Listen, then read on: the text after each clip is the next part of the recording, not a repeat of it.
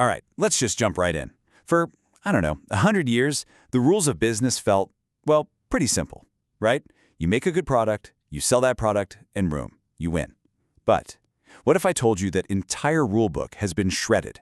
That the biggest, most successful companies out there are playing a totally different game. A game where actually owning stuff, it just doesn't matter as much as the experience. I mean, just think about it for a second. The world's largest taxi company is Uber, right? And they own exactly 0 cars. None. Then you've got the biggest provider of places to stay, Airbnb, and they don't own a single piece of real estate. How does that even work?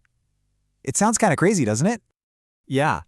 Something really fundamental about what we value and how business gets done has shifted right from under our noses. And you know what? Clinging to that old way of thinking, that make it and sell it model, it is so risky. I mean, just look at Kodak. They were absolutely convinced they were in the business of selling film, of selling cameras, but they were dead wrong. They were actually in the business of helping people save their memories.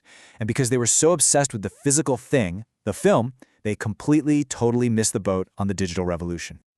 So what is going on here? Really? Well, you can kind of boil down this massive shift to a story of 2 competing ideas.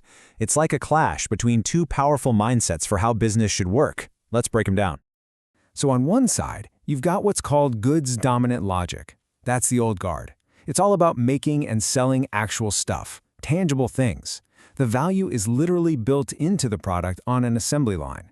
But on the other side, you have service-dominant logic. This is the new rule book, and it says business is really about providing a service, and the value, that's something you create together with your customer. Now, this goods-dominant logic, we can call it GDL for short, this was the engine of the Industrial Revolution.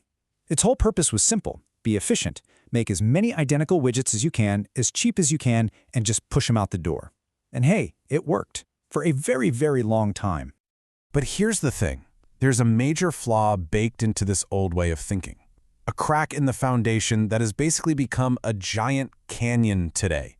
And it all comes back to one simple question. Let me ask you this.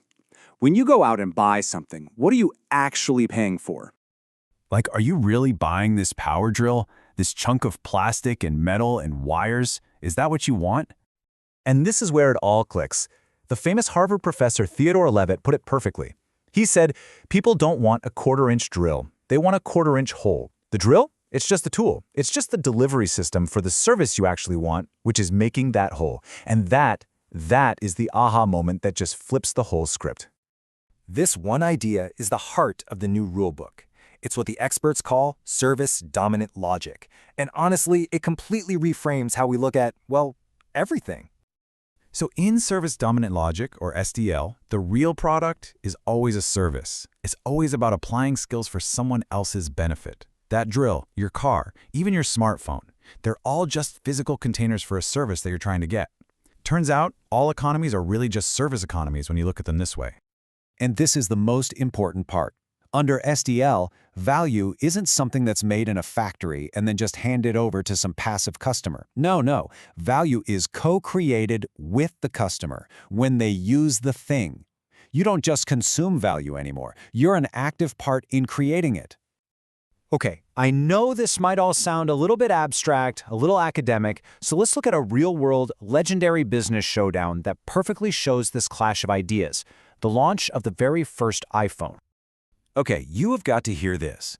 Back in 2007, Steve Ballmer, the CEO of Microsoft at the time, he literally laughed out loud at the iPhone. Laughed. Why? He said it was $500 and it didn't even have a keyboard for business users. He was a textbook example of that old-school, goods-dominant thinking. He was just looking at the hardware, the features, the specs on a sheet.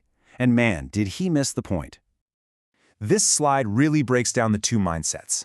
See, Microsoft saw a phone, a physical good. Apple, they saw a platform for service. It was never about the phone itself. It was about the apps, the music, the internet in your pocket. Apple didn't just sell a product, they offered a whole system for users to create their own unique value, their own experience. And I think we all know who won that one. So, what's the takeaway for businesses today? The playbook for this new world is actually pretty clear. First, you've got to focus on co-creation. Build things that let your customers help shape the experience with you. Second, think of everything you sell as a service. And third, start measuring what really matters. Forget just counting units sold, track how engaged people are, how satisfied they are. That's the real gold. And all of this, it leads us to the biggest mind bender of all.